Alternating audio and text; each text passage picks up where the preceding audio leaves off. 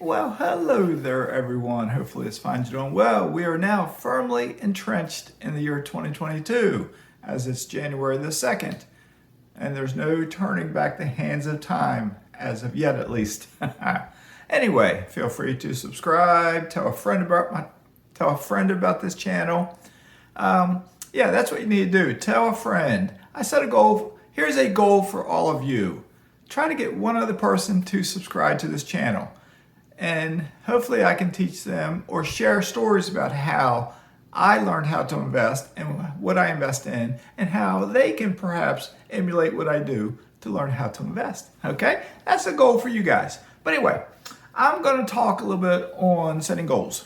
Okay? All of us need to set goals. We can have short-term goals, medium-length goals, long-term goals. Depending on your age, long-term goal might be something that's 50 years in the future. It might be something 5 years in the future. Okay? Short-term goals might be something the next week, the next month, the next 12 months, more or less. Okay? Medium-length goals could be, let's just say, the next 18 months to 5 years. Something like that. Okay? All of us need to set goals. I think I said this in a video just recently, is when we set goals, we need to challenge ourselves. Set a goal. Be realistic, okay? And on the near-term goals, the short-term goals, whatever they may be, yes, challenge yourself, but you don't have a lot of time because it's short-term goals, so don't set it too high. But as in regards to financial goals, looking ahead, looking out 18 months, 3 years, 5 years, 10 years, 15 years, challenge yourself. Say if you have a net worth of $300,000, and this is just roughly what someone actually told me. Their net worth, I can't remember what it was. Let's say $350,000, and they have a goal of having a net worth of $1 million. And they said their goal is 10 years. I think I told them you can get it faster than 10 years. All right, because you got to challenge yourself. 10 years to go from $350,000 to $1 million, that's doable for almost anybody who's at that current net worth. It's doable, okay? But challenge yourself. Why 10 years? Why not 3 years? Why not 5 years? Write it down. Figure out how, and this goes for everybody with all your goals. Write it down. Figure out how you can make it happen. Okay? I shared a story, I think I've shared it several times, gone back. In April of 2020, I wrote down what I called my 2-year plan. Okay, my 2-year plan was to get me moved from Virginia down to Florida. And I put down potential, ways I could do it. Like what I could sell my house for, what a house here would cost, how much money I need to live on. Because if we did this, both of us would stop working. I was working part-time, my wife's working full-time. We both would stop working. How could we do this? We would need to have health insurance. We would need to buy a house to live in. And we wanted to upgrade our standard of living, let's say. Okay, so when I wrote this down, I came up with a 2-year plan, and I came up with numbers that were semi-realistic type numbers, and I was like, all right, how do I do this? And I did not know that answer immediately, but within a few days, I think it was, I figured out a possible way I could do it. And lo and behold, it worked. And it didn't take me 2 years. 2 years would have been April of 2022, which is a couple months away. I moved here in March of 2021, so it was almost a year, say 11 months. It was towards the end of March, so it was almost April. So it was about a year from when I came up with that 2-year plan, okay? So I thought I was challenging myself because I was like, 2 years to do this, but I did it in a year. So by challenging ourselves, many times for most of us, we can not only meet that goal, we will exceed that goal. Okay? In regards to a lot of things in life, it could be in regards to your family, to your children, to your job, etc., etc., etc. But this channel is more focused on financial stuff, even though I do talk about life in general too. So, okay, but try to write your goals down. There's some folks like my young friend Caleb. I think he writes goals down every morning when he gets up and every night before he goes to bed, something like that. Next time I chat with him, I'll ask him about that. But that's a good way to do it. I'm not as dedicated to do that. I may think about stuff up here, but I'm not writing it down. Okay. I do write down goals, but I'm haphazard about it. I'm unorganized. You can tell by kind of looking behind me. I'm just an unorganized person. That's a goal I've had for years to become better organized. Okay, but it is what it is. All right, and so far it works for me. So, but anyway, try to write your goals down, especially your not like today goals, your more setting goals for the month, the year, whatever it might be. Try to write them down so you can refer back to them. Okay, but when you set, like I'm gonna share some of my goals. We're in January of 2022. So, and some of this is off the top of my head, some of this I've thought about. All right, for the next 12 months, what I would like to do, I would like to increase my net worth. Net worth is add up all your assets, subtract your liabilities. I think I told it to my mastermind group sometime in 2022, I would like to get a net worth of about $2 million. Okay, let's challenge myself. Let's say by the end of 2022, I want to have a net worth of $2.5 million. How am I going to do that? I don't know. I don't know. I plan to buy more rental properties. I plan to invest in oil and mineral rights. I might have some investments in stocks. I might make an investment in something else. Who knows? Maybe I'll go out and get a job so I have more income coming in. Who knows? Okay, but why not challenge myself? So we'll put it officially on record in this video. I'll have a goal by the end of 2022 of having a net worth of $2.5 million. We got 12 months to figure it out, see if I'll get it done. All right, what else? What else? I currently have 22 rental properties. I sold my triplex. I did a 25, subtract 3, I got 22. I have one house under contract that will give me 23 if I successfully get it. I have another house that's being looked at today, and I should be getting a detailed report on the condition of it. And that one is tentatively, not officially under contract, but an offer has tentatively been accepted, and I just have to decide, am I going to move forward? So hopefully I'll decide that today. If I move forward and I do subsequently get this one, that gives me 2 houses that would be under contract, which would put me to 24, which is almost back to my original 25. Okay, but over the next 12 months, counting these 2 houses, I would like to get at least 10 more rental properties, 10 more units, not necessarily properties, 10 more units, okay?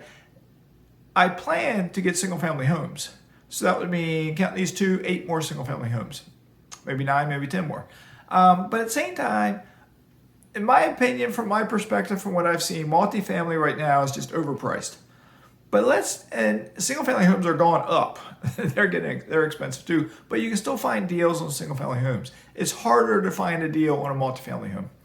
But if I could find a deal on a multifamily home, possibly. I don't like multifamily as much as single family. And that's just me. A lot of investors prefer multifamily, so that's just me. Okay. But anyway, that's a couple of my goals. What else? I do have short-term goals. My goals, for the most part, relate to this house. And I've talked about them on this channel before, I think. And because they're in progress now, they're starting to happen. One goal within a week is to get a bunch of trees and shrubs cut down. That's going to happen within a week. Within 2 weeks to 3 weeks, I'm going to get a privacy fence installed on both sides of the house, going all the way down to the water, going to the front corner of my house on one side and halfway up the house on the other side. So that'll be done. And it'd be nice if I could cut the bushes today, fence tomorrow, but I think there'll be a period of time where I will be missing bushes with no fence, which means if I'm in my pool, it could be wide open. So we'll see. We shall see. Looking ahead a couple more months, though, I am planning, it's kind of a goal because I'm funding this, is to get a dock put down there. You may recall if you've seen other videos, I have a 3-foot dock down there right now. It's falling apart on me. I use it to launch my kayak, and it's getting a little shaky, rickety. So anyway, that's going to be tore out. The dock, the 3-foot dock, once it's tore out, will be rebuilt to make it a 5-foot dock. But the current one's about 25 feet long, and the new one's going to be, I think, 12 feet long. And then it's going to have 2 steps going up, because that's going to sit, it's going to sit 8 inches lower than what the current dock is. So for launching a kayak, then when it's low tide, I'll be down lower. So I won't have, hopefully I won't have that issue like I did the other day where I almost fell backwards into the water, if you heard me say that. But then at the end of that 12 feet will be 2 steps going up to a 12 by 12 dock. That dock will be at the height of my seawall. 12 by 12, so it'll extend outward 12 feet. And then it's going to have a 4-pole tiki hut over top of it. Okay, so I'm looking forward to that, because then once we get it, we got to figure out what are we going to sit in. So we got to get some kind of chairs to put out there or couch. I like relaxing. So I want something comfortable. That's weatherproof. All right, so that'll be done. Looking ahead though for more goals, my boat lift I got down there, you might have seen it in videos. I need a new motor on one side. It's 2 motors on it. One side needs to be replaced, which means the other side's probably getting close. And I've been told it's about $500 per motor. I also probably, if I do head towards getting a boat, I will probably need to move my boat lift to a slightly different position. So I will have more space to get my boat in and out of the boat lift. Because building that dock's big. It's kind of big, 12 by 12, for the size of my canal that I'm on. So that's a few goals I have around here. I also want to do some landscaping, plant some more bushes and stuff, where I don't have any bushes right now. So I want to do some stuff like that. But I'm also, you've seen my pool before, I think. It's a nice pool. I like it, but it is 20 years old. So something I'm thinking about is the possibility of refreshing it. And I was looking at, I looked at different companies around here locally that do stuff. And I've been to some houses, a couple weeks ago I was at some different houses. And I've seen some pools that are just absolutely stunningly beautiful. Just almost like breathtaking. It's like, wow. They're just so pretty. And not saying I have a bad pool. My pool is good. It's functional. I might need to, say, repair cracks over time, or I might need to paint my pool deck. My pool surface is rough. I wear water shoes now because I was getting tiny little cuts on my feet. So the missus and I, we have water shoes we wear when we swim now. So we could get by without resurfacing the pool forever with wearing water shoes, but it would be nice to smooth out the surface just a bit. And our fountain, it's the straw, the pipe in there broke off, so it was trickling out the fountain at the top. It still has the waterfall at the bottom and the water coming out the bottom. And I was fiddling with the pumps, the valves, and I was doing different things, but then I could get it shooting out the top. But when I did that, the jets in the pool, it was less water coming out. So I didn't have the proper water flow that I wanted that would help carry stuff to the skimming box that goes out to the filter. So anyway, I then subsequently tweaked the valves to turn off the upper fountain. There's no water coming out of it right now. It still comes out the waterfall and below. So we got to figure out something. We got to get some kind of straw or something to stick in there that'll stay, so I can put the valves back how I want to, so I get that stream coming out the fountain. We like the fountain. But with that being said, the fountain's 20 years old. It's concrete, and there's cracks developing in it. So it's just a matter of time. You know, this is Florida, Sunshine State. We might get sunshine 350 days out of the year, perhaps, almost 365. So it's a lot of sun beating down on us, a lot of rain and rainy season, so things don't last quite as long. Okay, so I will need to do something to the pool. It could be minimal, or it could be elaborate. Or looking ahead long term, and I expressed this to my mastermind group, I'm trying to decide something too, say in the next 18 months, is in regards to housing. This house is a nice house. The only thing I don't like about it is 2 things. I'm close to my neighbors on each side. I get along with my neighbors. I grew up in the countryside. The house I lived in before I came here, I had an acre and a third, so I had wider side yards. But right now, we're kind of cramped together. So I'm trying to decide, do I stay here or do I move to a different house? Also, my canal is like 50 feet wide, and other canals are 100 feet, 125, 150 feet wide. And sometimes there's lakes connected to the canal system. But anytime you get a better body of water, it's going to cost more. And do I want to get another mortgage that's larger than this mortgage? My mortgage now is just over $3,000. This house has gone up. I bought this house under market value, and it's worth more than what I paid for it by quite a bit. It's gone up $250,000 roughly in 9 months. And potentially it may go up a little bit more than that. But on the flip side, any other house I go to buy will also cost more. So that's my mud water. So anyway, it's just something I'm beating around.